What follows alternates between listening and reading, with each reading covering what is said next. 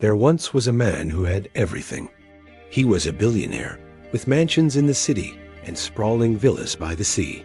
His car collection was worth more than most people's homes. Everywhere he went, doors were opened for him, meals were cooked for him, and drivers were waiting to take him wherever he pleased.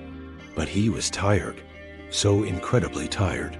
He was exhausted by the noise, the constant ringing of phones, the endless stream of meetings, the demands, the pressure. All he wanted was silence. He yearned for peace. So he decided to do something only a billionaire could do.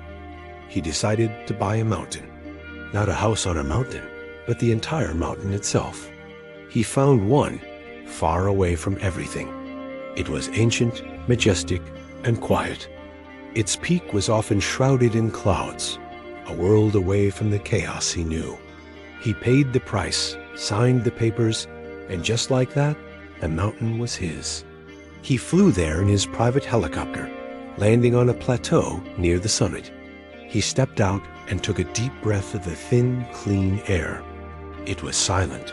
Finally, he closed his eyes, and for a fleeting moment, he felt it. Peace. But then he opened his eyes. His servants were busy setting up a luxury tent, complete with a bed and silk sheets. They were unpacking his gourmet food, his imported water, his expensive wine, and then his phone rang. He answered it. A business deal was collapsing. He shouted into the phone, his voice echoing in the quiet valley. He hung up. Immediately, another phone rang. It was his assistant, needing an urgent signature. He pulled out a tablet and signed digitally. The wind picked up, and it was cold. He asked for his coat, and a servant immediately brought it. He sat down on a chair they had carried up for him and watched the sunset.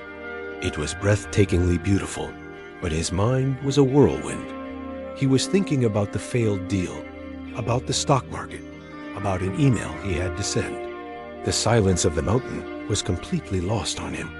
The next day, he decided to climb higher, hoping to finally connect with the mountain spirit. But his professional guide kept up a constant stream of chatter. His phone buzzed in his pocket.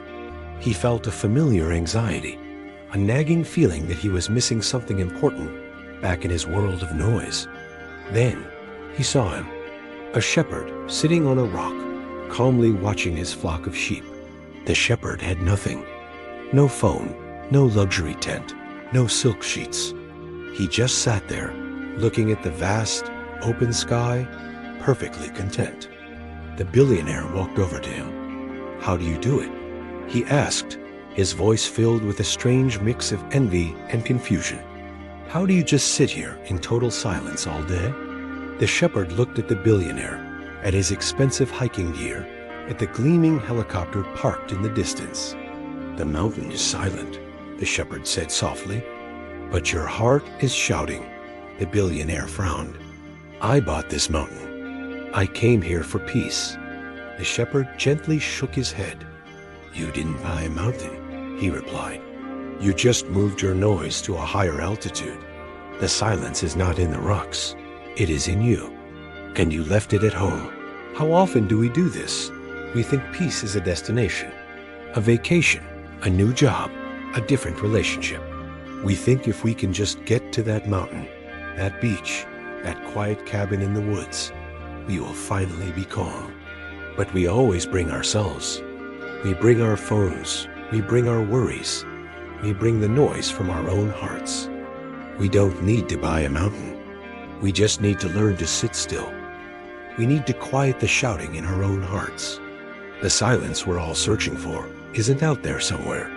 It's right here, inside of us, and it's something you can never buy. You can only find it. Thanks for watching. If this story resonated with you, consider subscribing for more.